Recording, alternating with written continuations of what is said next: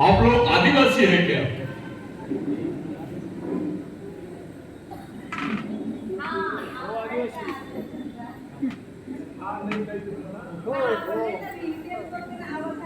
आपण महादेव कोळी आहेत, ठाकर आहेत की आदिवासी आहेत? आदिवासी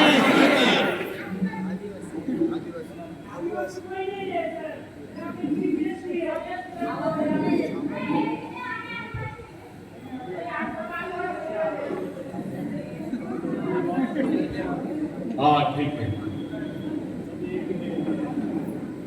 अब थोड़ा मैं कुछ आप लोगों से बताना चाह रहा हूं। 60,780 लोग, कितने? 60,000, 7,000 नहीं, 60,000, 50,000 से भी ज्यादा, यानी 60,780 आदिवासी लोग सह्याद्री में मारे गए। 60,780 आदिवासी लोग सह्याद्री में मारे गए, और ये केवल एक ही बात के लिए मारे गए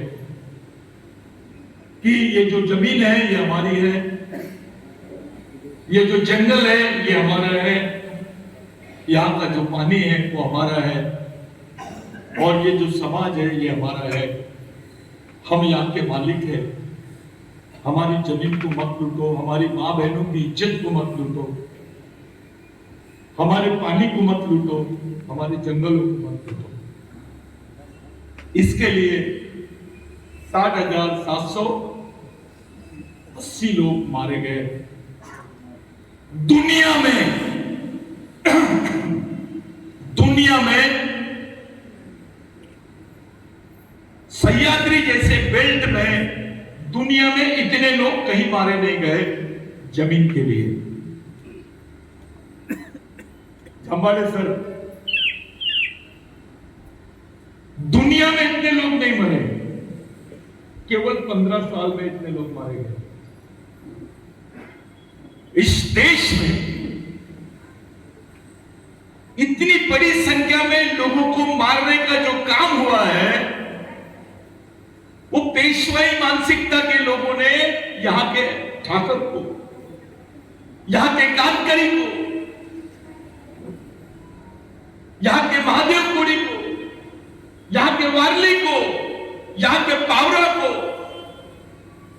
यहां के गावित को पकड़ पकड़ के मारे। मैं ये जो बोल रहा हूं, इस पर मेरे साथ महाराष्ट्र का, इंडिया का कोई भी आदमी खुलेआम, कोई भी इतिहासकार खुलेआम डिस्कशन करे। मैं ऑथराइज तरीके से बोल रहा हूं। इतनी बड़ी संख्या में देश में नहीं, वर्ल्ड में लोग 13 साल की अवधि में इतनी बड़ी संख्या में कहीं नहीं मरे। अभी यूक्रेन का वॉर चल रहा है, 2 साल से चल रहा है, 2 साल में इतने लोग नहीं मारे गए।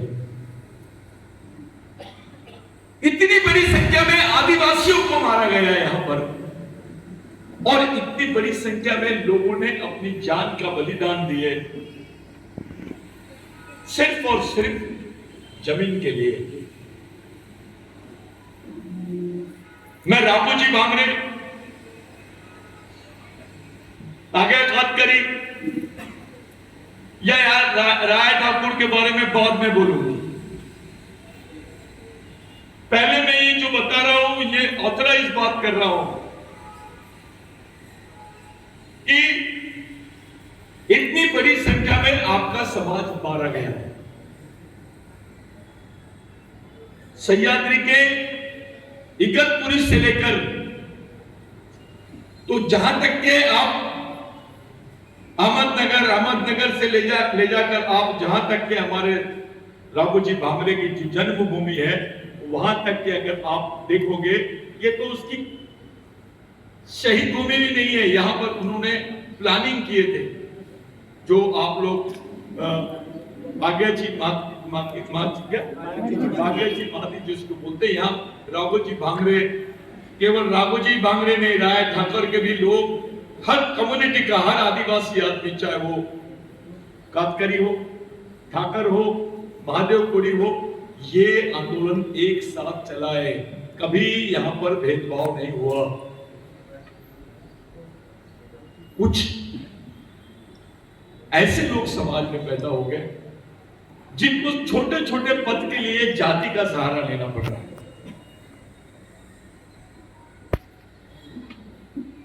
2,22,000 हेक्टेयर जमीन आदिवासियों के पास इगतपुरी तालुका में थी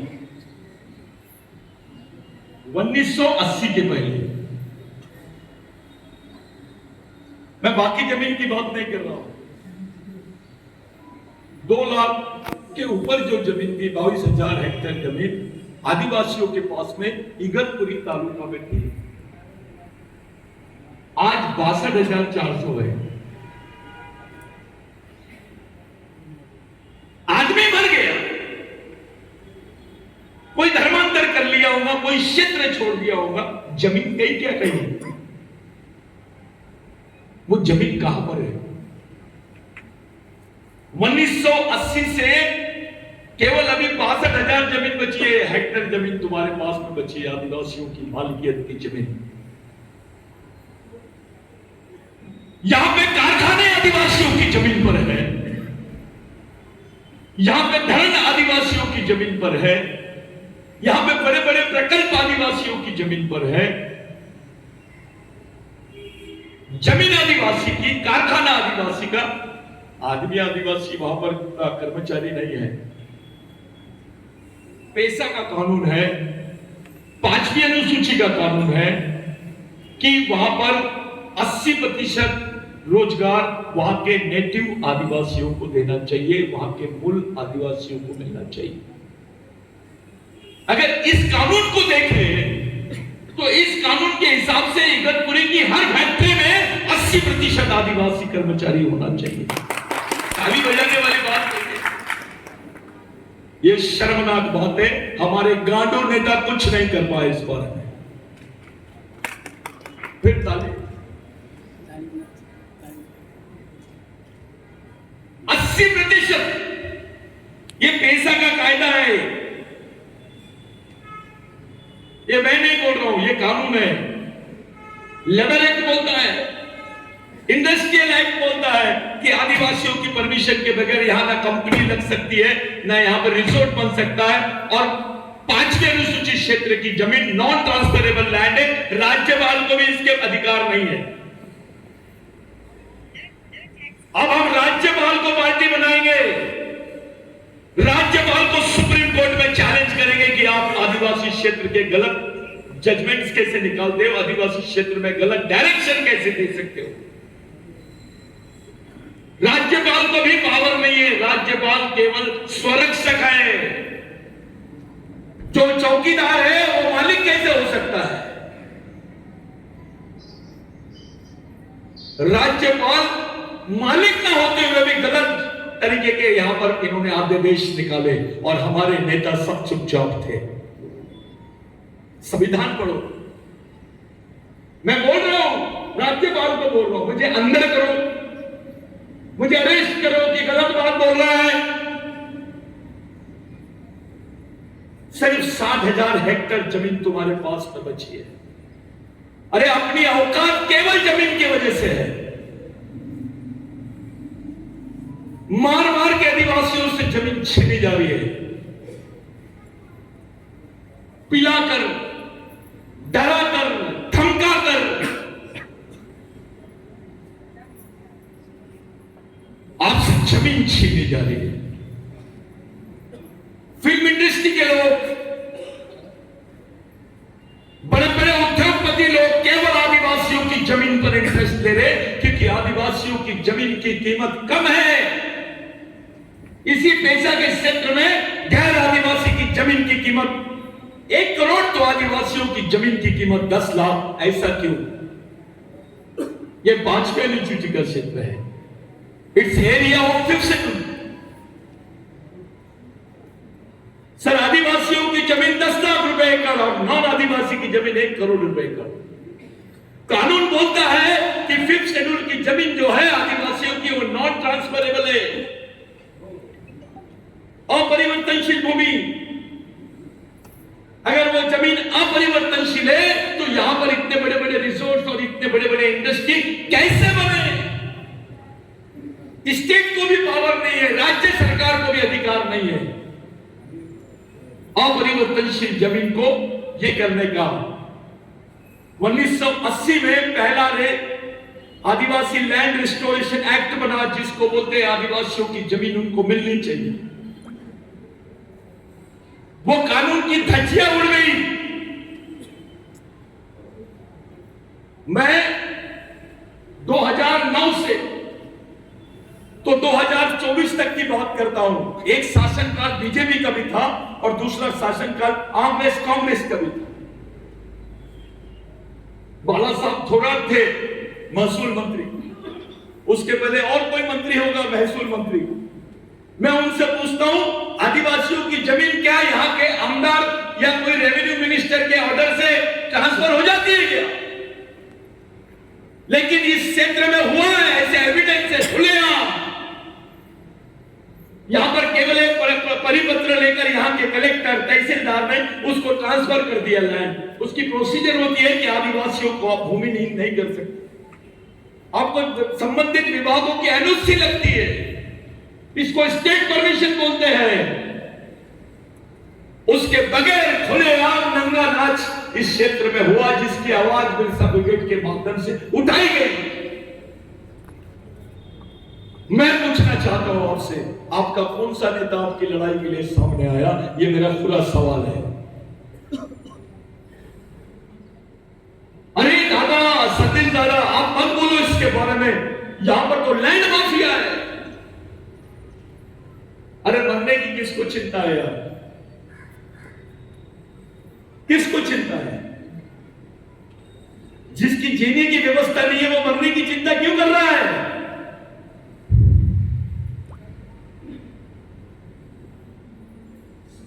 विधानसभा में यह प्रश्न गया था कि आदिवासियों की जमीनों को छीना जा रहा है, छगन भुजबल जी ने उठाए थे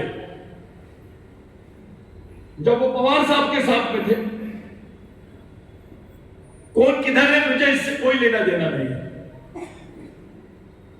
ये प्रश्न उठाए थे, सरकार ने क्या करी? केवल बुलाई वो आदिवासियों को, बेचारे ठाकर आदिवासियों को, वागली आदिवासियों को, महादेवपुरी आदिवासियों को, उनको बोले कि हम ही कार्रवाई करत आओ।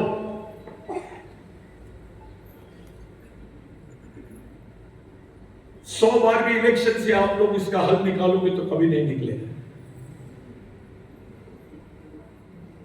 कुछ लोग बोल सकते हैं कि सतीश दादा बोल क्या रहा है। आपका समाज जिंदा है, इसके सबूत देना पड़ेगा आपको। आप मर गए हो, अब आपके आंखों के सामने, अरे आपकी मां से ज्यादा इंपॉर्टेंट चीज है जमीन। आदिवासी उसको आई बोलता है, आई यानी मां नहीं होता, मां से बड़ी होता है। शब्द आई का मतलब बहुत बड़ा शब्द है हमारे यहां। हम लोगों के जीवन का सबसे मुख्य आधार है जमीन।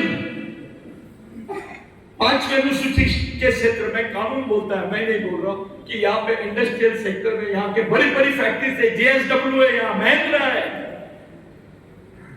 क्यों चुपचाप है? कोई नेता, कोई पार्टी इस पर बात क्यों नहीं कर रही है? पहले इस पर कुछ चर्चा हो जाए।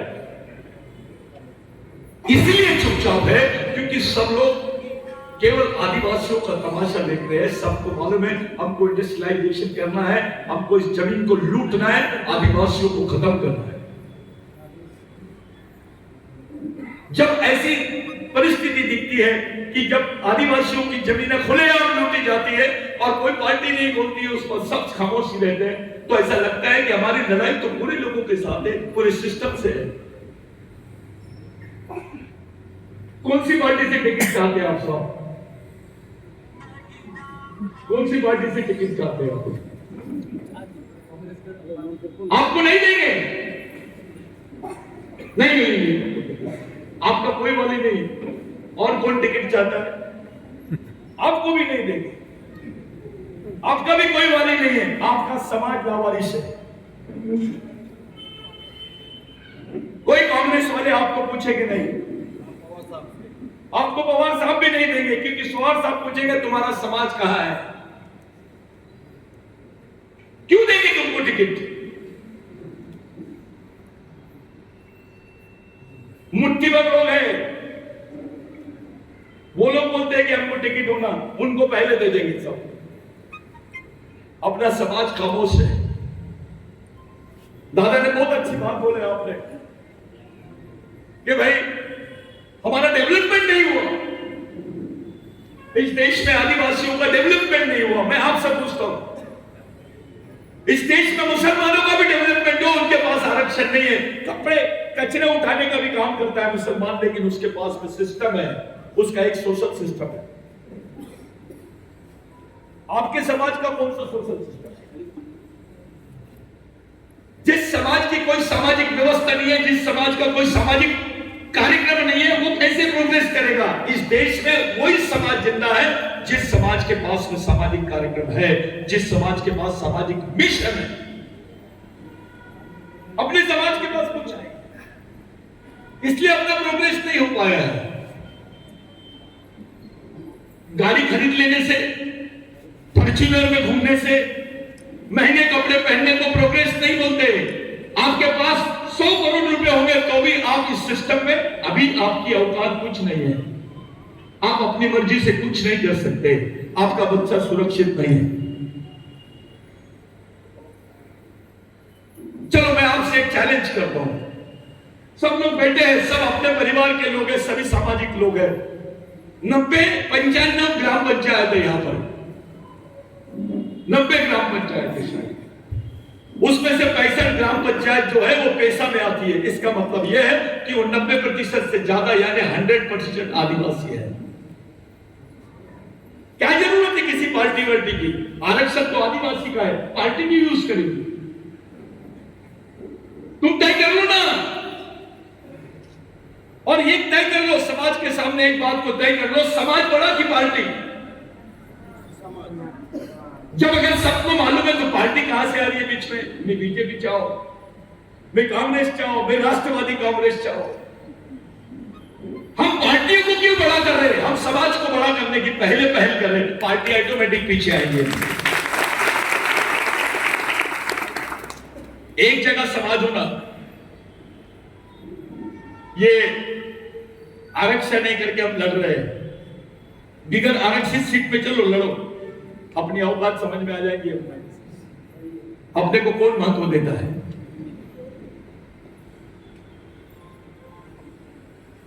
ये प्रोग्राम काशीनाथ को मैंने बोला कि भाई दादा अपने लोग भी सब सोच रहे, हम भी इलेक्शन के बारे में सोच रहे। मैंने बोला सबसे पहले अपने कार्यकर्ताओं को एक जगह बुलाओ। साथियों,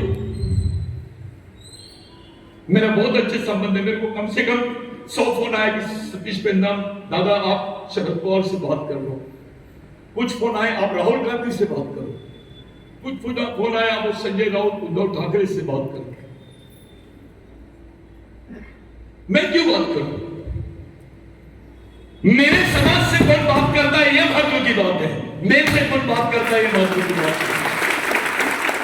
हमारा सामाजिक वैल्यू, मिशन में व्यक्ति का कोई वैल्यू नहीं होना चाहिए। अरे मैं आज हूं, कल मेरे को मार देंगे, तुम लोग क्या करोगे? समाज का वैल्यू क्या है, ये महत्व की बात है। आपसे, इस समाज से किसी ने डिस्कस किया?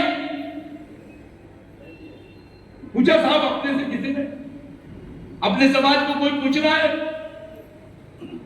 जब तुमको कोई पूछ ही नहीं रहा, इसका मतलब साफ है अपने समाज की कोई औकात नहीं है। मी या पार्टीच्या, मी त्या पार्टीच्या, अरे कोणत्याही पार्टीच्या राय भावा तू,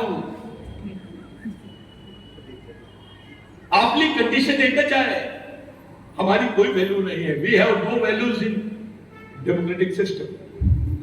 इस पॉलिटिकल सिस्टम में आदिवासियों का वैल्यू 0 है। सबको मालूम है ये आदिवासी बहु ले रहा है। समाज से कौन बात करता है? व्यक्ति से बात कर लेते। तेरे पास 5 गांव है, तेरे पास 20 गांव है, तू इतने ले ले, तू उधर ले ले, तू ये वाला काम कर ले। ये जो काम है बंदर बाट कर देते हैं, यहां पर आमदार बन जाता है। किसी को भी आमदार बना सकते हो।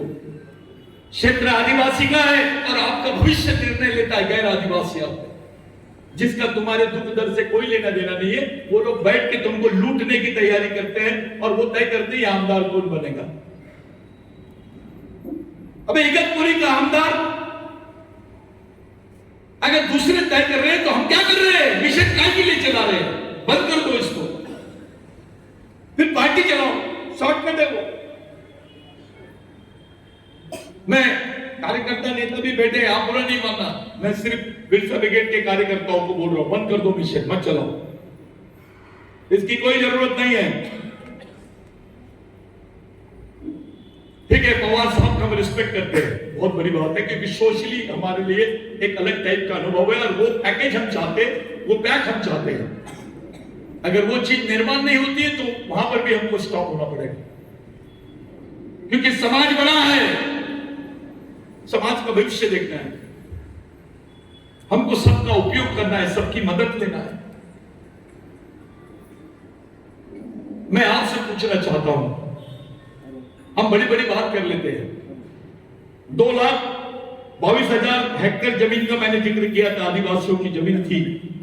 रेवेन्यू में रिकॉर्ड देख लो, मैं ऐसा कुछ नहीं बोल रहा हूं। अभी बची कितनी? 60,000 हेक्टेयर जमीन बची आदिवासियों के पास में इस सेक्टर में।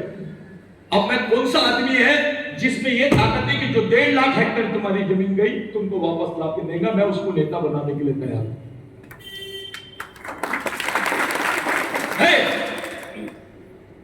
अबे जो दिया था संविधान ने वो भी नहीं बचा पाए हम।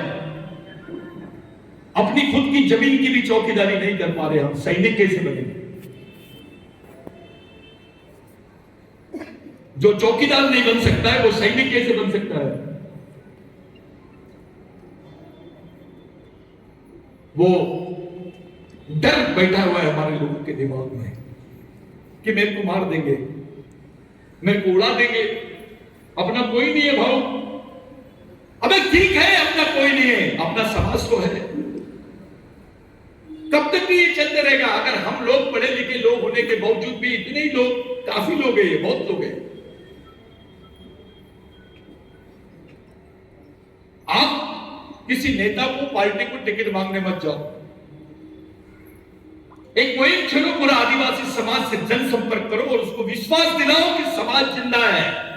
अबे नेता वेता बहुत चिल्लर चीज है। एक बार समाज जिंदा हो जाएगा तो नेता को बैठ बोलेंगे तो सो जाएगा वो, क्योंकि दबाव और समाज का वो लेवल होना चाहिए।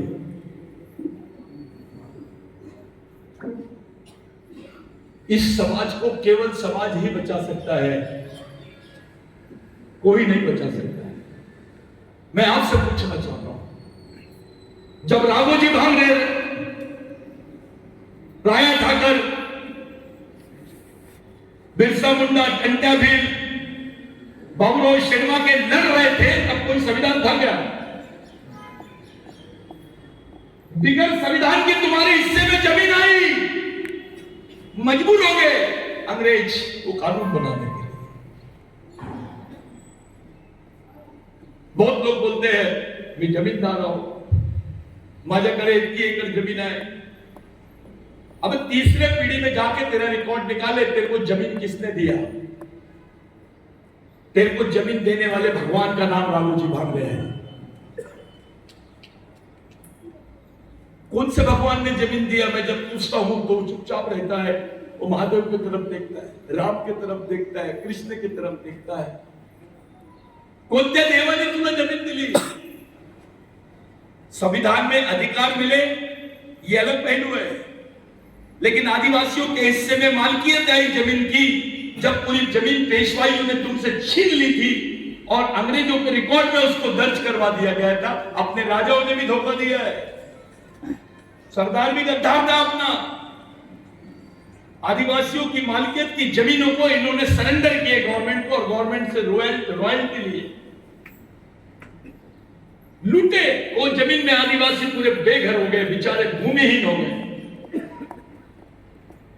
जो भूमि कायदा बना रही, जिसको हम लोग फॉरेस्ट प्रोटेक्शन एक्ट जो बनाए, वन भूमि अधिकार, ये राघोजी भागवत की लड़ाई है, बिरसा मुंडा की लड़ाई है, टंटा भील की लड़ाई है, बाबूराव शर्मा की लड़ाई है। ये इनको कल्पना आई कि भाई आदिवासियों को कुछ दे देना चाहिए। अबे देश की 80% जमीन आदिवासी की थी। मैं नहीं बोल रहा हूं, 1822 का रिकॉर्ड है। किसी देश में ऐसा सुने? इस देश में 28 या 29 राज्य है। उन 29 राज्यों में से 15 राज्य आदिवासियों के हैं। किसी वर्ल्ड के कौन सा देश है ऐसा जहां पर ऐसा है?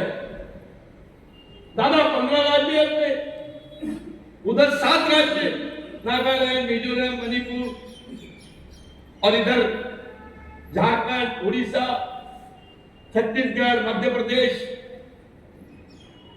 फिर भी तुमको बोलते हैं तुम तो 7% है।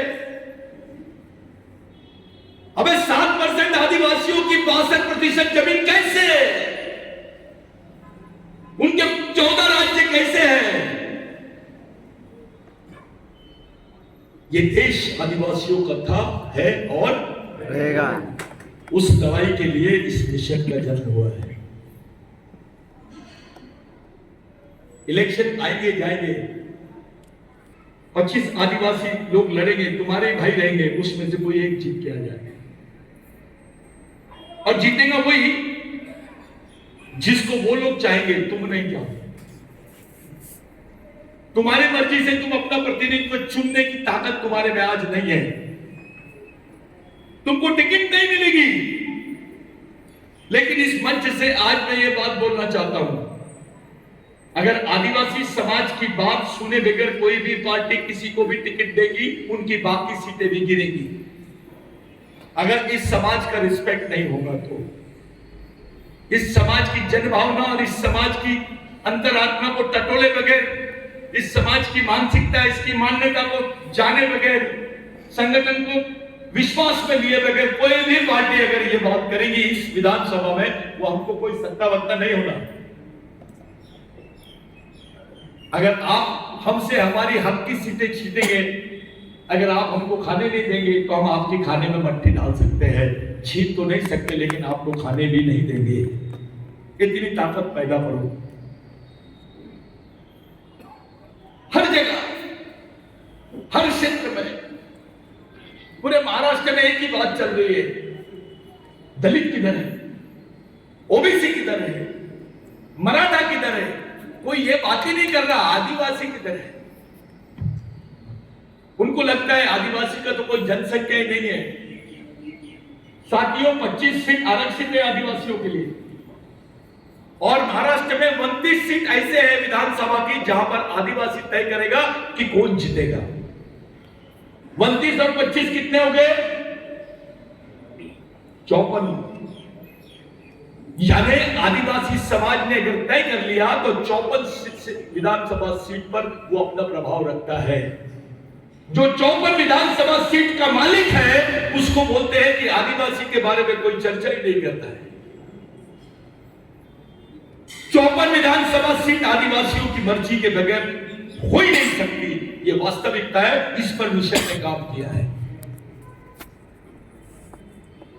मुझे राज्य के माननीय और अनुभवी नेताओं ने बोला, अरे आप अपनी रिपोर्ट दो।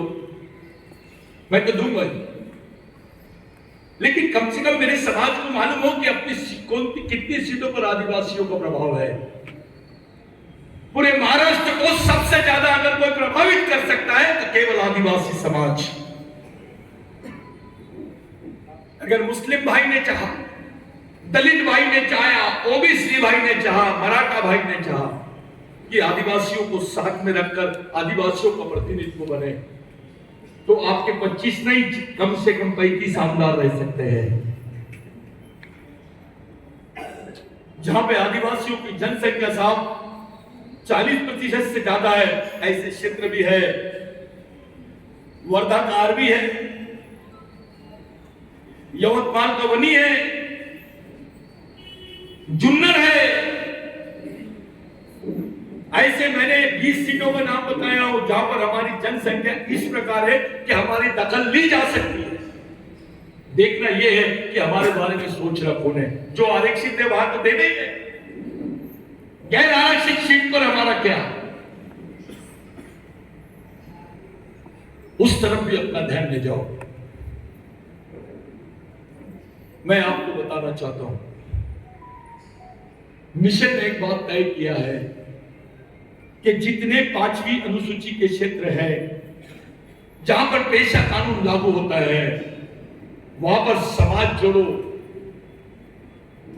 आदिवासियों के सामाजिक अधिकारों को बचाने का और समाज जोड़ो अभियान चलाएंगे। मिशन का कोई कैडर इलेक्शन के पहले 15-20 दिन पहले, आचार संहिता के पहले, कोई भी कैडर मिशन का कहीं पर भी अपना समय खराब नहीं करेगा। जितने लड़के हैं जो गर्व से ये टोपी पहनते हैं, आज इगतपुरी क्षेत्र की बात कर रहा हूं, बहुत सारे लोग मैंने देखा कि सब इंटरेस्टेड लड़के हैं, सब बहुत अच्छे अच्छे लड़के यहाँ पे काम कर रहे हैं। पूरे लोग गांव-गांव में अपनी सामाजिक पंचायत का अभियान शुरू करो। महिलाएं जितनी है, जितनी महिला कार्यकर्ता है, पूरे गांव-गांव में जाके अपना सामाजिक महापंचायतों का गठन करो। समाज से पूछो, उस गरीब आदमी से पूछो, तू डर मत, तू पार्टी के बारे में मत सोच, समाज तेरे पीछे है, उसका विश्वास करो। विधानसभा में आदिवासियों के 62% वोट है, उससे ज्यादा है, कम नहीं है। ऐसा बताया जा रहा, अरे 40% से ज्यादा आदिवासी है। जिस जगह पर 90 ग्राम पंचायत है उसमें 65 आदिवासियों की पेशा की ग्राम पंचायत है, वहां आदिवासी 40,000 कैसे हो सकते, 40% कैसे हो सकते? आपको डराते हैं, आपका दिमाग डराते, आदिवासियों को बताते तुम्हारा कुछ नहीं है, बाकी लोग तय करेंगे। तो ठीक है, बाकी लोग तय कर लो, इस बार हम तय करें। यहाँ पे पार्टी बेस्ड डिसीजन नहीं होना चाहिए, यहाँ सामाजिक डिसीजन होना। अगर सामाजिक डिसीजन होगा आपको कोई नहीं हरा सकेगा। जब राजनीतिक डिसीजन होता है आप कमजोर पड़ जाते हैं, क्योंकि आपके बदले का निर्णय कोई दूसरा ले लेता है। अरे बहुत सकते आपकी है, आपको कुछ नहीं करना है, सामाजिक डिसीजन ले लेना है। फिर जिस पार्टी को समझता है, जिस नेता को समझता है कि नहीं इस समाज का वैल्यू है, वो तुम्हारा सम्मान में बैठ के तुमसे बात करेगा, तुमसे अनुमति लेगा, तुम्हारे साथ सामाजिक गठबंधन करके वो बात करेंगे। राजनीतिक गठबंधन की तरफ नहीं जाना है हमको सामाजिक गठबंधन की तरफ जाना है। साथियों, इसके लिए राजनीति नहीं रणनीति की जरूरत है। मैं आपसे पूछना चाहता हूं, इलेक्शन के बाद में भी कोई भी आमदार आएगा फिर से तुम्हारी जमीनों को लूटेंगे, क्या उखाड़ लेंगे तुम? अरे मैं यहां के जमीनों की केसेस को सुप्रीम कोर्ट तक की छोड़ो, मैं अभी तक के बॉम्बे हाई कोर्ट तक की नहीं ले जा पाया।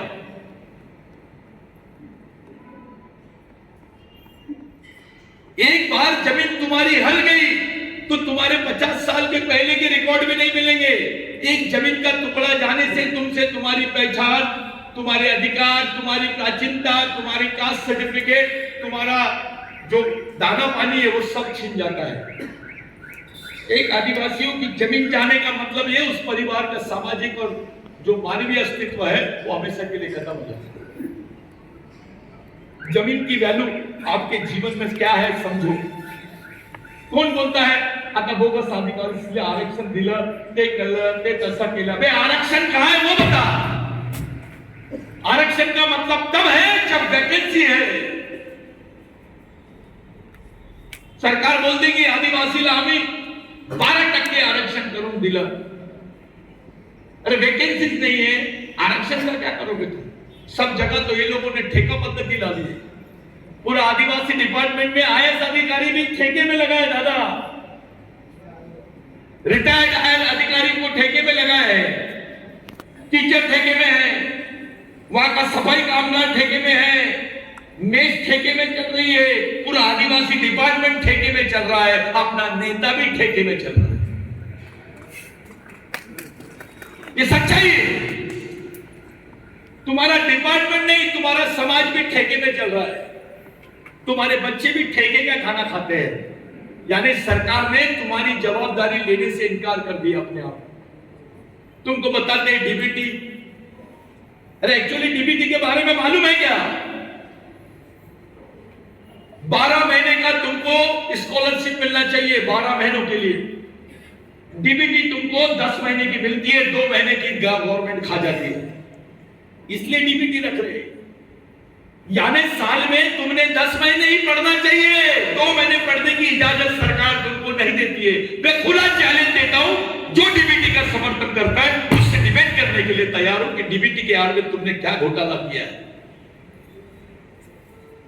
सेंट्रल में किसी नेता को बोलो बड़ा, तेरे बच्चे को पढ़ा के देख और उसको सेंट्रल मेस का खाना खिला, तब देखो समझ में आएगा कि सेंट्रल मेस क्या है। टाटा को बेच दिया तूने हमारे बच्चों के पेट को,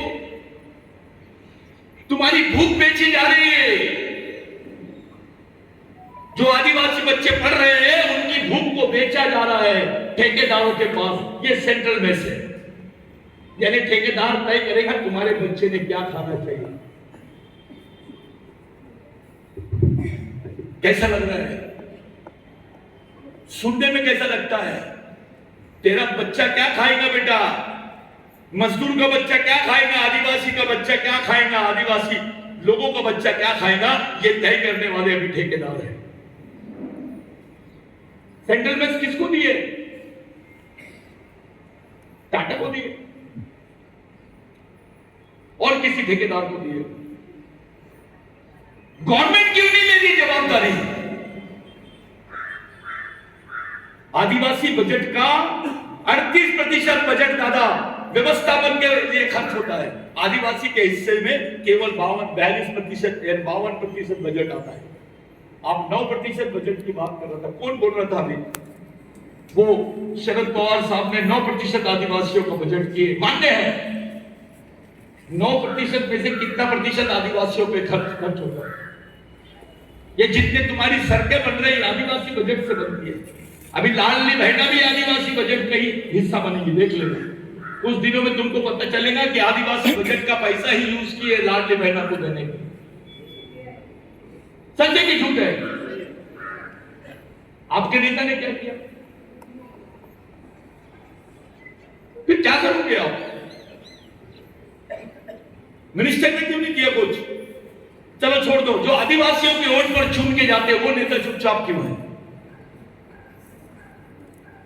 अरे सड़क पे तो सबकी गाड़ी चलती है, आदिवासी तो बेचारा बैलबंडी में, उसको मारुति कार की भी आवाज बहुत बड़ी आवाज लगती है।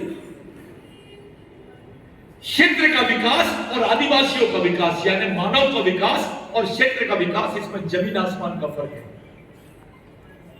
आदिवासी क्षेत्र का विकास और आदिवासियों का विकास, इसमें जमीन आसमान का फर्क है। Development based on area and development based on humanity, human, ये अलग है, दोनों बातें बहुत अलग है। आदिवासी क्षेत्र का सड़क बहुत अच्छी बन गई, इसका मतलब आदिवासियों का विकास हो गया। जब तक कि उस क्षेत्र में रहने वाले गौर गरीब आदिवासी का विकास नहीं होगा तब तक के कुछ नहीं। मैं आपसे पूछना चाहता हूं, महाराष्ट्र में, बुरा नहीं मानना, सब मेरे घर में बैठे हैं, वो अपनी पंचायत है, ये सामाजिक पंचायत है। जिन जिन लोगों ने अभी गाना गाए और डांस किए, वो जो बीच में बैठी थी वो आई को उठा, उभर आए, कितनी वजह है तुझी? उसको खुद की उम्र भी नहीं मालूम, कम से कम 75 साल की होंगी वो, है ना? 75 साल ज्यादा होंगी उससे।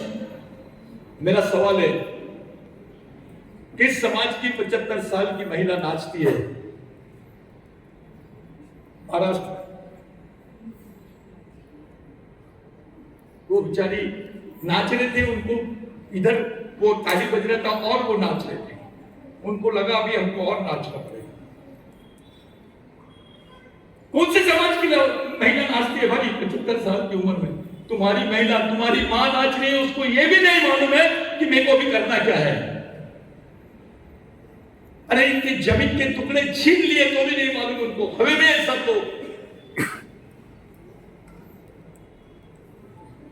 उस समाज का आप लोग घटक है जिस समाज की महिला 75 साल की महिलाएं नाच रही थी, वो भी बेचारे अपने आदिवासी डांस को कर रहे थे।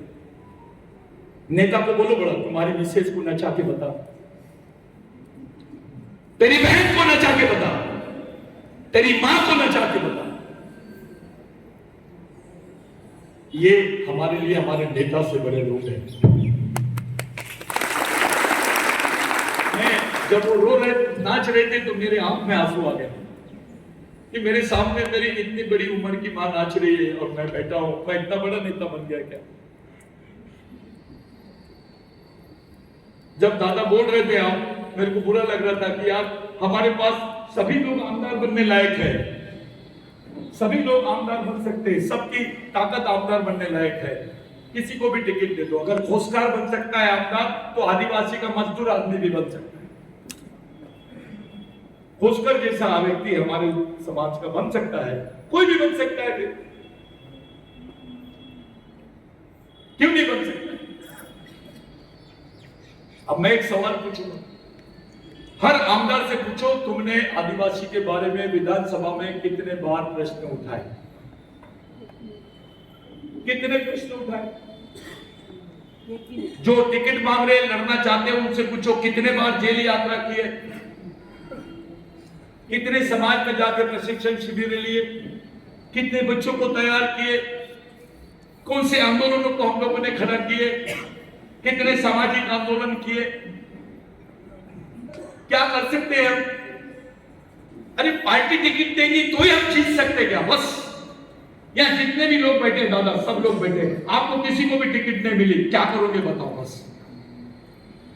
एक ही सीट दूंगा, सब समाज एक करके कैसे करेंगे।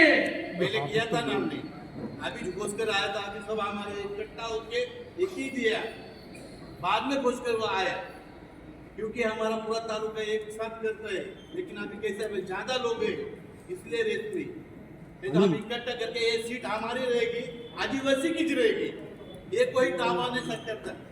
आपका समाज आपकी सुन रहा है क्या।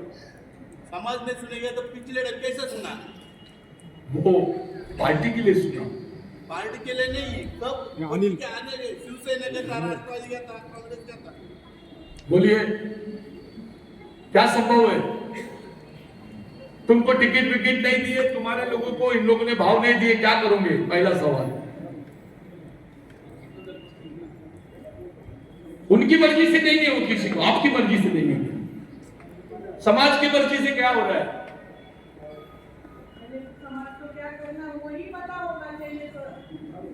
खड़े हो जाइए आप। आदिवासी समाज को ये पता नहीं है। मैं एक महिला हूँ, बोलती हूँ। क्या नाम है आपका। मेरा भारती चिंते नाम है। अपना आदिवासी समाज का आपका आहे क्या किसके लिए, आपण आलो कशासाठी हेच अजून माहिती नाही आहे। आपला समाज काय आहे, आपलं अस्तित्व काय आहे हेच जर माहिती नाही आहे, इथून सुरुवात आहे दादा। इथून जर सुरुवात, जर आपण मोठा, आपला समाज मोठा आहे, सगळा मोठा आहे। पेसा भरतीसाठी 3 दिवस पुरा उपोषणला बसतात, आमदार खासदार येतात, तरी त्याच्याकडे लक्ष दिलं जात नाही। कारण का, तर हा मरेल माणसासारखा हा शांत राहिलाय म्हणून हा समाज मागे राहिलाय। त्याचं कारण पण आपणच स्वतः आहे। आपण स्वतः का दुसऱ्यांना हे द्यायचं, अधिकार द्यायचा। आपण स्वतः मनाला बाळगा ना, आपण का खासदार होऊ शकत नाही, आमदार का होऊ शकत नाहीये। माझं ते म्हणायचं आहे। कारण प्रत्येक बाया काय म्हणतात, आज तिला करायचंय। आज आदिवासी समाजाचा, आदिवासी म्हणजे आपला आदिवासीचा परिषदेचा मेळावा आहे, किती लोकसंख्या उपस्थित राहील, जाऊ दे रे, त्यांचं चाललंय। मराठा समाजाच्या पुढे काला जायचं, आपल्या त्या बांधावर कामाला जायचं। ह्या धाकाने काम मिळणार नाही, पण आपले मुलं आदिवासी शिकताय, पण आजही खूप मोठे मोठे हॉस्टेलला शिकून शिक्षक बनलेले, हे झालेले, पण त्या सुद्धा आदिवासी समाजावर विकासाच्या नावाखाली आणि भरतीच्या नावाखाली आता ते सुद्धा शाळा बंद करायच्या मागे लागले। कारण आदिवासी पोरगे आता शिकून तो विचारायला सुरुवात करायला लागले। त्याचं आता सरकार हे काय करायलं, तर त्या शाळा बंद करून तो आदिवासी कसा जंगलाखोरामध्ये तिकडे मेला पाहिजे याच्यासाठी सुद्धा सुरुवात केलेली त्यांनी। म्हणून जसं इंग्रजांना बिरसा मुंडांनी किंवा राघोजी बांगरेंनी जायला बंद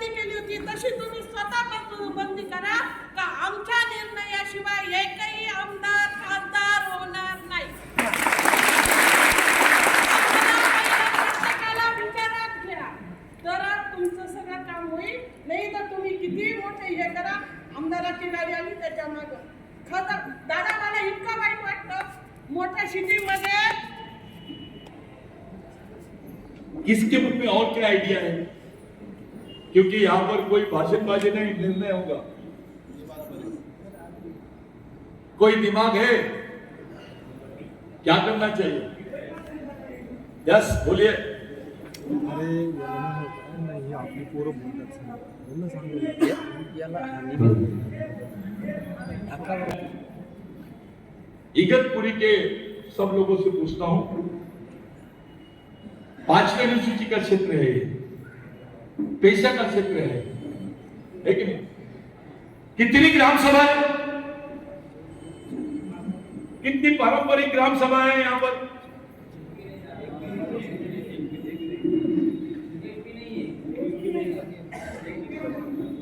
कौन बोला एक भी नहीं? नहीं।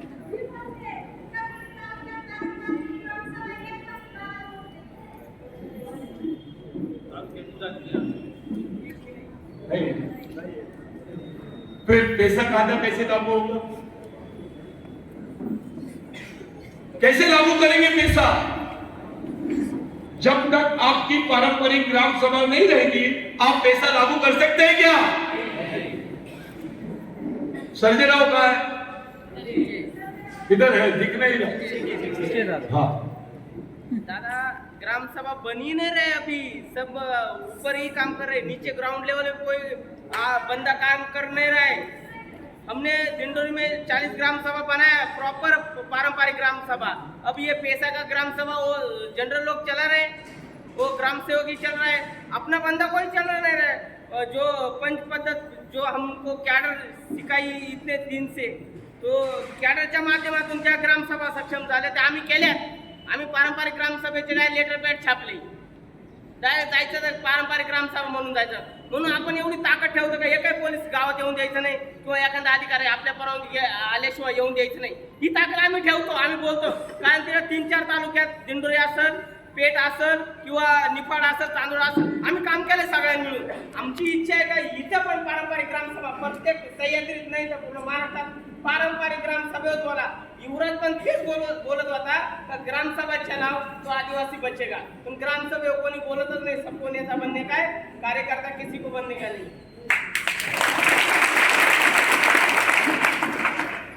ठीक है, और कोई हल है? कोई देगा हल, बताएगा कोई क्या किया जाए? अपने आदिवासियों के नियंत्रण में विधानसभा आनी चाहिए, इसके लिए कोई हल है क्या? कोई प्लान है?